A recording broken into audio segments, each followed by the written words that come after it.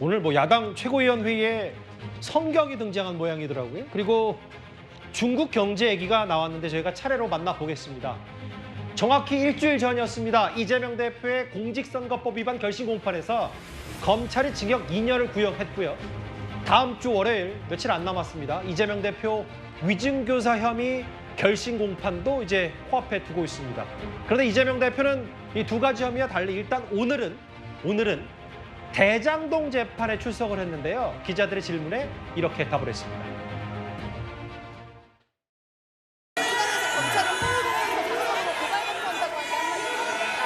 김건희 여사 불기소로 가장 잡혔는데 어떻게 보시는지 한 말씀만 부탁드립니다. 다음 주 결심하세요. 일단 오늘 이재명 대표 관련 오늘 야당 최고위 스케치를 먼저 하기 전에 이재명 대표의 본연의 대장동 재판 관련 얘기만 하나 핵심만 짚어보겠습니다. 소장욱 변호사님. 오늘 주점 직원 이모 씨라는 사람이 증인으로 출석했는데 검찰이 물어요. 유동규 전 본부장이 괴로워하다가 괜찮아졌냐고 증언했는데 뭐 때문에 힘들었는지라고 물으니까 아니 그 조례안이 통과 안 된다고 저렇게까지 괴로워해야 돼? 물은 적이 있다. 조례안이 통과된 뒤에 평온해졌다. 당시 유동규 전 본부장이 술값 결제를 거의 했다. 이 검찰이 왜 유 전 본부장에 왜 힘들어했고 왜 평온해졌는지 이걸 오늘 대장동 재판에서 왜 물어본 겁니까? 저거는 이제 그 성남시 도시개발공사 그 설립하는 게 조례안이거든요. 이게 계속 반대로 힘들다가 최윤길 의장 때 옛날에 제가 1심에 변호했지만 최윤길 의장하고 이제 그 하면서 이게 통과된 그 상황을 말하는 것 같아요. 그러니까 도시개발공사가 설립이 안 되면 이제 뭐 곤란하니까 그 설립 조례가 통과되면서 평온해졌다 이런 의미로 보이고요. 이 사건이 뭐냐면 이게 위례 사건이에요. 아직 위례가 9월 말까지 아직 안 끝났어요. 다음에 대장동 아직 시작도 못했고요. 근데 저 정의는 판사가 뭐라 했냐면 이게 이런 정의까지 불러야 됩니까? 술값을 좀 이게 정산해달라 이런 문자를 보낸 이런 게 정인이거든요. 굳이 한두 개 확인하려고 이런 게 술집에 직원까지 불러야 되느냐 이랬는데 이재명 대표 쪽에서 꼭 정인을 불러야 되겠다. 이래서 이게 오늘 불렀고요. 지금 이재명 대표 측에서는 자꾸 이게 술집을 문제 삼는 게요. 검찰에서 회유를 했다. 검찰에서 이제 술집에 직원이나 주점 사장을 회유해가지고 마치 이게 그 대장도 일당이 접대한 것처럼 실세들 이렇게 허위 공문서 작성했다. 이렇게 계속 주장하고 있습니다. 그러니까 이제 이재명 대표 측 얘기는 이제 이른바 대장동 업자들이 이 직원들을 회유하기 위해서 술값을 했기 때문에 이재명 대표와는 크게 관련 없는 얘기다라는 걸 이재명 대표 측이 강조하고 싶어서 이 말씀하시는 겁니까? 지금은 이제 검찰에서 저 술집의 그 주점의 직원이나 이런 분들에게 그 허위로 이분들이 어떻게 아느냐 대장도 실체가 뭐 유동규가 누군지 김용이 누군지 정상이 누군지 모르는데 검찰에서 미리 진술을 짜고 이름 다 알려준 다음에 그 조작했다. 이렇게 지금 주장하고 있습니다. 민주당에서. 그래서 아마 계속 정인 부르고 있는데 뭐 제가 보기에 의미 있는 큰 정은 아니고요. 술값 좀 계산해달라. 이런 게 정인입니다. 그러니까 이제 이재명 대표 측과 이제 검찰 측의 여러 뭐 실랑이와 공방이 있는 와중에 어쨌든 팩트체크 수준에서 이렇게 얘기하는데 이재명 대표 측이나 뭐 민주당이 이거를 주점 직원 회유, 검찰이 회유했다 뭐 이런 얘기를 하고 있기 때문에 그렇습니다. 핵심 내용 장 한번 짚어봤습니다. 이건 오늘 재판 관련 속보였고요. 이 재판에 나가기 앞서서 이재명 대표는 오늘 민주당 최고위원회에서 수많은 말들을 쏟아냈습니다. 갑자기 성경이 등장했습니다. 제가 오늘 구약 성경을 가져왔습니다. 저도 꽤 똑똑하다고 생각하는데 절대로 못 외웁니다. 구약 성경을 다 외운다는 것이 윤석열 후보의 발언이 당선 목적의 허위사실 유포가 아니다라고 주장을 하고 싶으면 검찰은 김건희 여사가 39건 929장 23,145절로 구성된 방대한 양의 구약 성경을 외우는 신공을 지금 당장 공직선거법 수사에 착수해서 검증하기 바랍니다. 제가 이렇게 했으면 아마 이 외우냐 못 외우냐 했으면 징역 한 5년쯤 하지 않았을까 싶은데요. 맨날 가서 외우셔야 하필이면 또 우리 양쪽에다 안수 집사님들이셔서 저는 집사도 못된 성도에 불과한데 외우세요? 한 페이지 정도 다 외우세요? 예, 45년째 크리스찬인데요. 김건희 여사께서 구약 39권을 다 외웠다 그러면 정말 예, 존경합니다.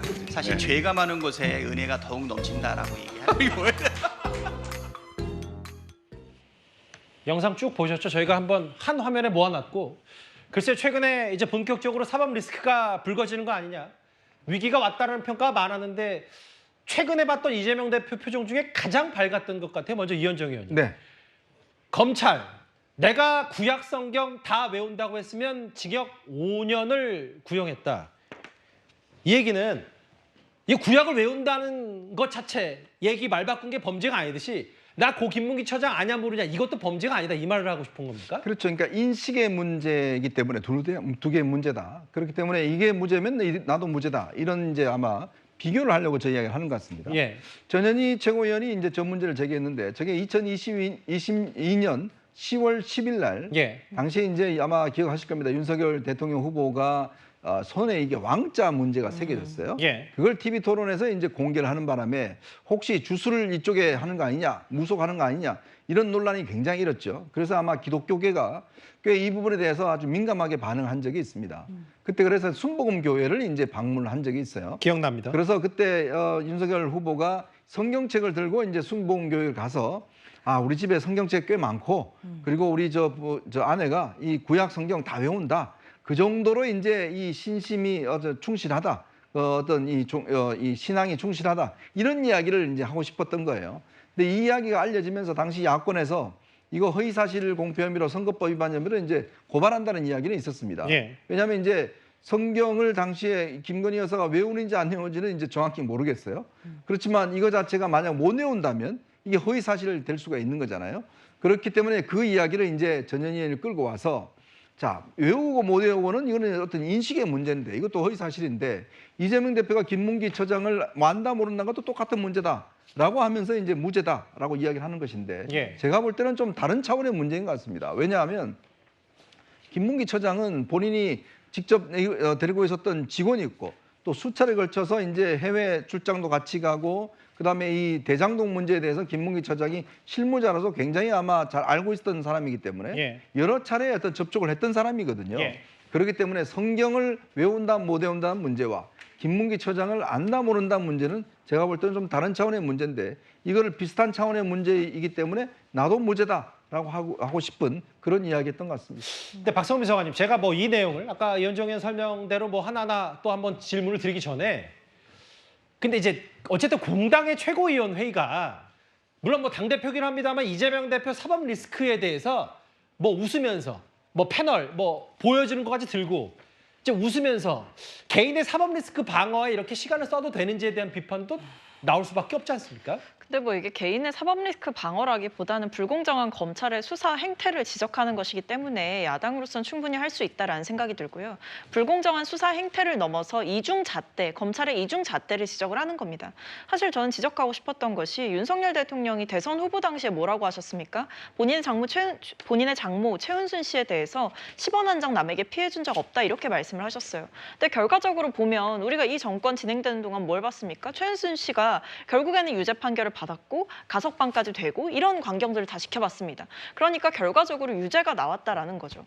그럼 윤석열 대통령 후보가 당시에 했던 발언은 허위 사실이었잖아요. 근데 이런 부분들에 대해서는 왜 여당은 입을 꾹 다물고 있는지 저는 굉장히 의문이고 예. 지금 이재명 대표가 계속 지속적으로 주장하는 것은 김문기 씨를 몰랐다라는 주장은 어쨌든 개인의 인식과 주관의 영역이기 때문에 예. 이 부분에 대해서 검찰이 법적인 잣대로 이 부분을 유죄다 무죄다 이렇게 판결할 수가 없는 것이다. 알겠습니다. 결국에는 목적성을 띠고 있는 수사다 이렇게 보고 있는 거기 때문에 최고위원들이 야당의 최고위원으로서 충분히 검찰의 이런 모순적인 행태를 지적할 수가 있는 거죠.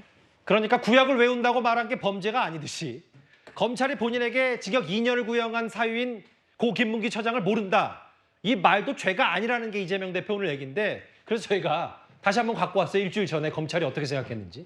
이게 단순히 고 김문기 처장을 아냐 모르냐가 아니라 대통령 당선을 위해서 전 국민을 상대로 반복적으로 거짓말을 했고 유권자의 선택에 지대한 영향을 미쳤음이 명백하다. 또 하나, 이 태도, 지속적으로 모른다. 혹은 유족에게 뭐 압박했다는 취지의 얘기까지 하면서 이 두 가지가 이게 뭐 단순히 아냐 모르는 취지는 아니다. 검찰은 지난번에 이렇게 구형을 할 때 얘기를 했었거든요. 검찰이 이제 이거 아이유 비유를 들었잖아요. 예. 단순하게 아이유를 아느냐 모르느냐 이러면 이거는 인식의 문제죠. 예. 근데 아이유하고 사귄다고 예를 들어 이제 이런 소문난 사귄다고 이런 남자가요. 만약에 아이유를 전혀 나는 모르는 사람이다. 예. 이러면요. 나는 아이유하고 사귄 적이 없다. 이거 부인하는 거잖아요. 예. 이거는 사실의 문제잖아요. 아이유를 모른다는 말은 아이유하고 연문설이 사귄다는 연문설이 난 사람에게 부인하는 거 틀리잖아요. 예. 그 비유를 검찰이 직접 들었어요. 예. 김문기 씨를 알았냐 몰랐냐. 이게 인식의 문제가 아니고 나는 김문기 씨를 그 당시는 전혀 몰랐으니까 대장동하고 내하고는 이게 전혀 별개다. 대장동 문제하고 나는 아무 관계 없다. 이걸 말한 거잖아요. 예. 이게 사실이라는 거고요. 그리고 조금 전에 우리 박성민 최원이 최은순 장모 이야기 했는데요. 예. 장모가 진짜 이게 남한테 피해를 줬으면 허위사실 됩니다. 그건 돼요. 근데 판결문을 보세요. 장모는 사문서 위조행사만 있지 사기가 없어요. 예. 오히려 그 사건의 피해자지 실제 피해를 준 게 없다. 그러게 제가 분명히 말씀드리고요. 예. 그다음에 저 성경은요. 저거는 유권자의 가장 중요한 게 유권자의 선택에 영향을 주느냐 안 주느냐. 예. 근데 구약을 다 외운다. 예를 들어 이재명 대표가 우리 부인 김영희 씨는 반야신경 다 외운다. 이런 게 유권자의 선택에 영향이 없잖아요. 신심을 강조한 거에 불과하잖아요. 예. 이런 비유를 저는 드는 게 공당의 최고에서 한심하다는 생각이 듭니다.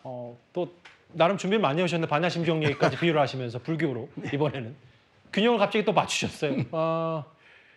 이게 어떻게 비교가 되냐라고 뭐 두 분의 말씀 비판했고 다만 다른 분 얘기도 들었는데 사실 오늘 이런 장면이 있었어요. 최근에 그러니까 정확히는 전현희 최고위원이 오늘 구약 성격까지 들면서 이재명 대표를 감쌌다면 얼마 전에도 전현희 최고위원이 이재명 대표의 변호인을 자처한 바가 있었습니다. PPT를 좀 보시죠.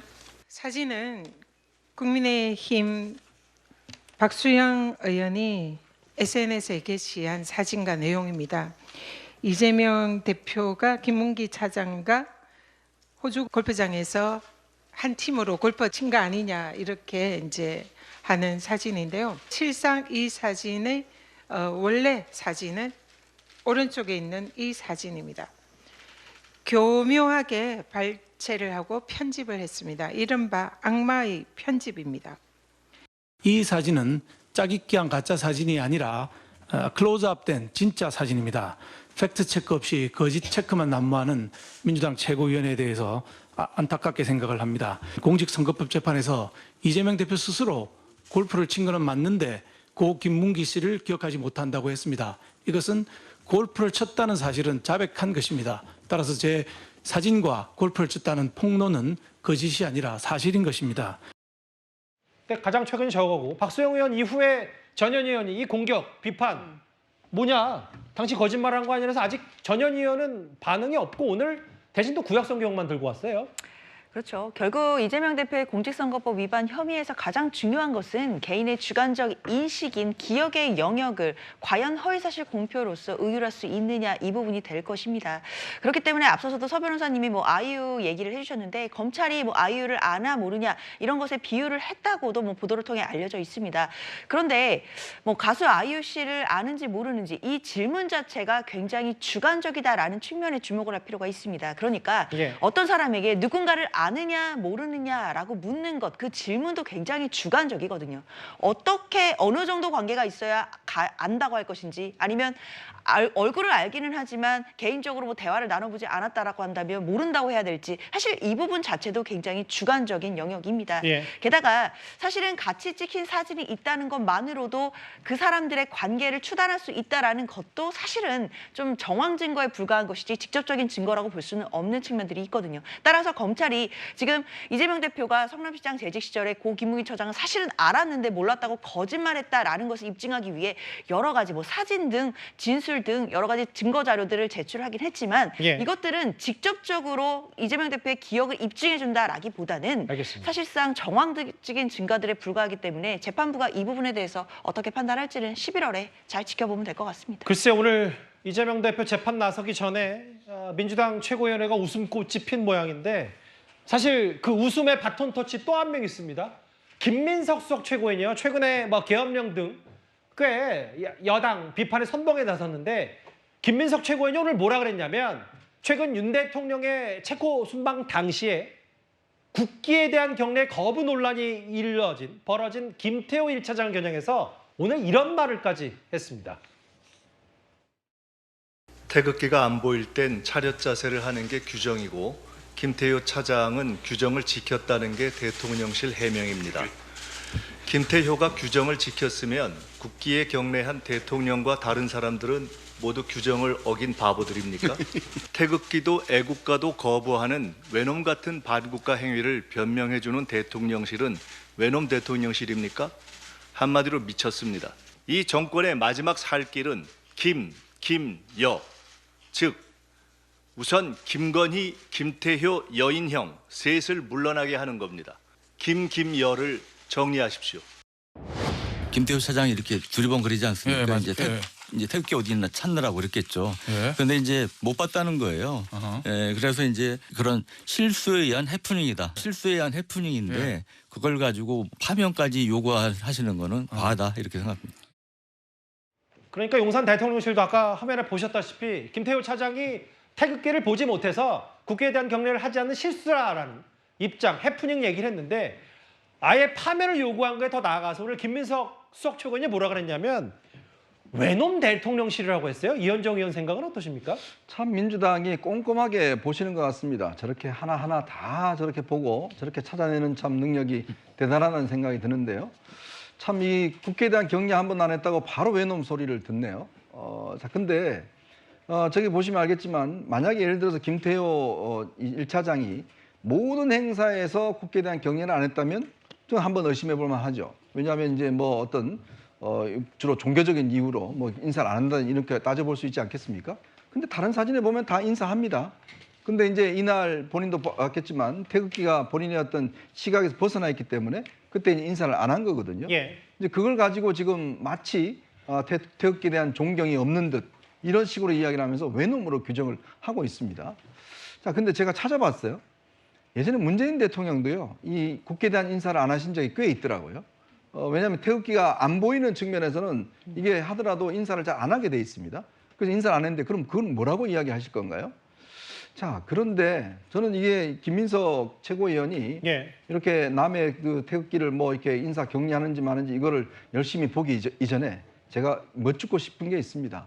요즘 계엄령은 잘 진행되고 계시는지, 그 근거는 여전히 갖고 계시는지, 그것부터 먼저 말씀하시는 게 필요하지 않을까 하는 생각이 드네요. 오늘 경례 해프닝을 두고 민주당 최고위원회에서 공당의 최고위원회에서 이제 김민석 최고위원이 상당히 거친 비판을 쏟아냈는데 외놈 대통령실이라고.